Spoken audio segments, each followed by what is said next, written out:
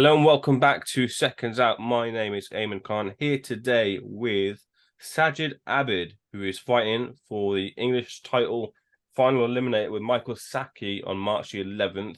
Sajid, how you doing? I'm good, man. I'm good, thank you. All the hard work's done. Got a nice little lie in tonight. Yeah, all good, man. I'm good. How's things with you? Yeah, not bad, not too bad at all. Sajid, I was just speaking to Colin, who you work with, and we were getting this interview organized and arranged, and he was saying to me, "Look, Sajid's busy. He's got to work alongside training for this title fight." And I think that's something that maybe people forget that, like, at certain points in boxing, fighters are also working as well as chasing their dream too. So how difficult is that balance of getting that right, of being able to be successful in boxing and holding down a job that can get you further in boxing too?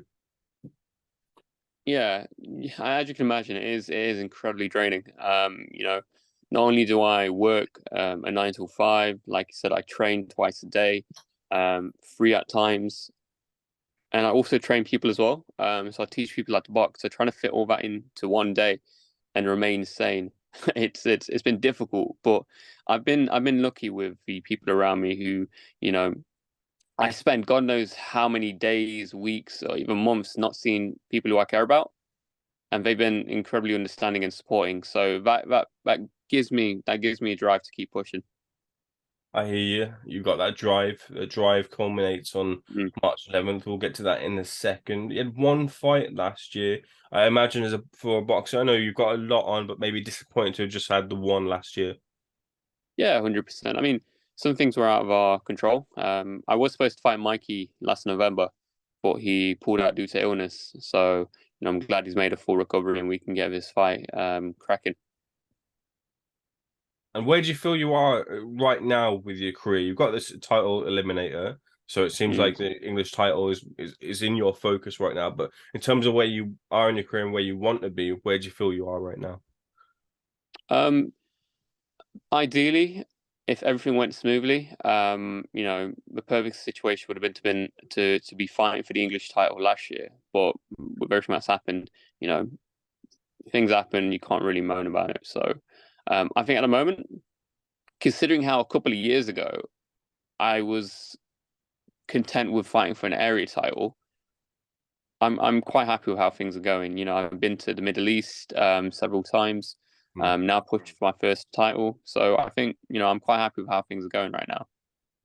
So that means that you've had quite a lot of time to prepare for Michael then, and you fight him on the 11th. Do you feel like you've kind of got him sus to the point where you feel incredibly confident of getting the victory? Yeah, 100%. It's like, you know, the moment I ever doubt myself going into a fight, I know I could have done more outside the fight. During training. Right now, I couldn't have done any more. It's been a long, hard training camp. Full of sacrifices, as you can imagine. Um, I spent a lot of time studying Mikey and his style, and I think I will do what I need to do to win.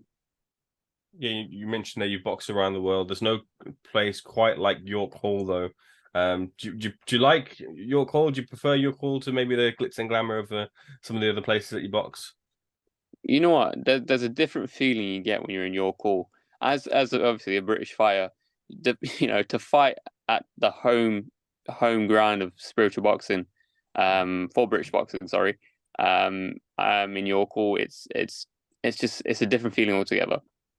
So yeah, it's been great so far, and the fact that I've managed to headline it as well, um, been amazing.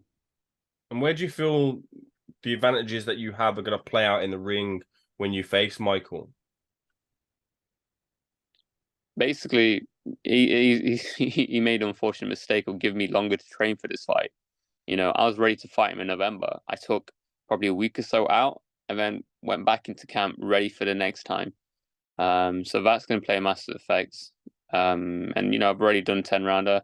Granted, he's done a 10 rounder as well, but I'm ready. I'm battle hardened and ready. Now, looking at your record, in recent fights, you've kind of stepped between. You've been at welter, you're at super lightweight now. Where do you intend to campaign moving forward? Super lightweight. I feel incredibly strong at super lightweight. My first campaign at super lightweight, back in March last year. There's a few things I could have done better. But the great thing about me and my team, we tend to evaluate past performances, past training camps, and see how we can improve. And I can tell you, we've made massive adjustments this training camp.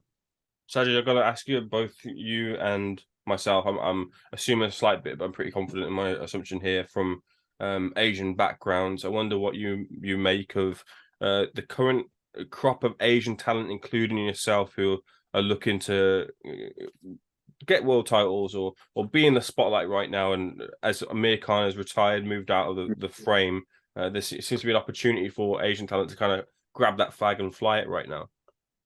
Yeah. I think, Amir Khan's done an amazing job throughout his career. He's left a legacy and he's paved the pathway for, Asian fighters like us. And there is an incredible bunch of fighters coming forwards, the likes of Azim, his brother, Hamza Shiraz. There are so many talented Asian boxers. So Amir Khan's left a good gateway for us all to push forward. We sparred at him. I sparred at him, yeah. Many years ago. I think this was just after lockdown. And I'm going to be honest, the kid is tremendous. He's such a good boxer. Would you ever fight Adam? I would love to. I never shy away from a challenge. If it makes sense, I'll do it. What have you made of his trajectory right now? I think, you know what? I think the kid's just, put a good challenge in front of him and you see the real him. He's I think the trajectory just fine. Like, he's young, he's hungry, and he just keeps on doing the business. So fair play to the lad. Bringing it back to you, that English title, then you want the eliminator, you win the eliminator, you then fight for the English title. How confident do you feel of getting the English title before the end of the year? The difficult thing about boxing is you never know what can happen. Things can change just like that. So I can sit here all day and just say I want the English title by the end of this year. 100%. I want it, and I know my team, my management, Steve Gooden will do his best to do it. But ultimately, I'll leave it to his decision, and see what he can do, to the best of his ability. And then, so have you got a solid fan base of people that you've sold tickets to for heading into this fight? Yeah. I'm very lucky with the people who support me. Where I don't even need to ask. The moment I announce the fight, they've messaged me straight away. All my close friends and family, and even my sponsors. Like, so one of my sponsors, JS Tiling, who I actually went to secondary school with, so I've known him for many years.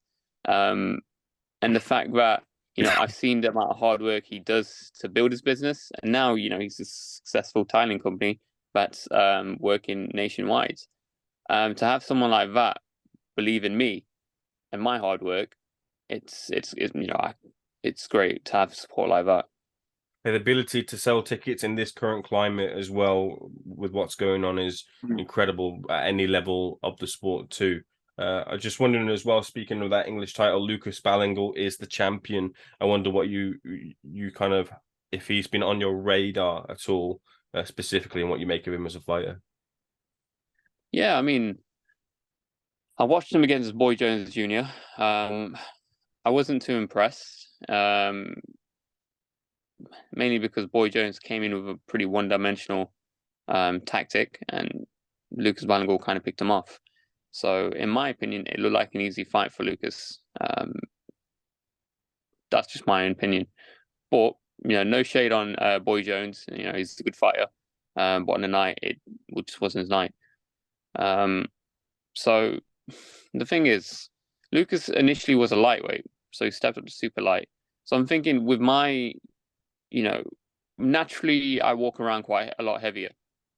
So I'm thinking naturally with my weight, when I get down and rehydrate, I should be physically a lot stronger than him. Now, you mentioned at the top of the interview, I want to close out with something, which is, you mentioned those sacrifices going into this one, putting a lot into this camp. I wonder what is, in your own words, your drive and motivation in the boxing game? What's the thing that kind of really gets you charged and moving forward?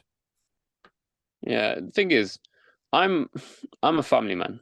You know, I love my younger brothers and sisters, and recently a lot of things have been happening in family. That's made me think a lot about things, and it's like, you know, I have young brothers and sisters as young as 5 and 12, and I want to be able to be in a position where I can guide them in the right direction.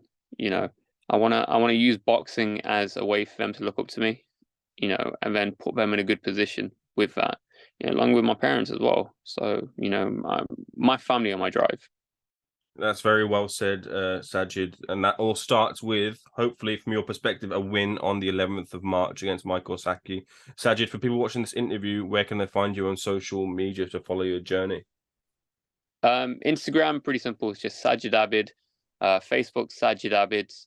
Twitter, Sajid_Abid. I'm a simple guy, man. You can find me just typing my name. It's not that hard. Sajid, a pleasure. Thank you for speaking to Seconds Out. Much appreciated. I'll be watching your fight. Thank you for speaking to Seconds Out. Appreciate it, man. You take care now, buddy.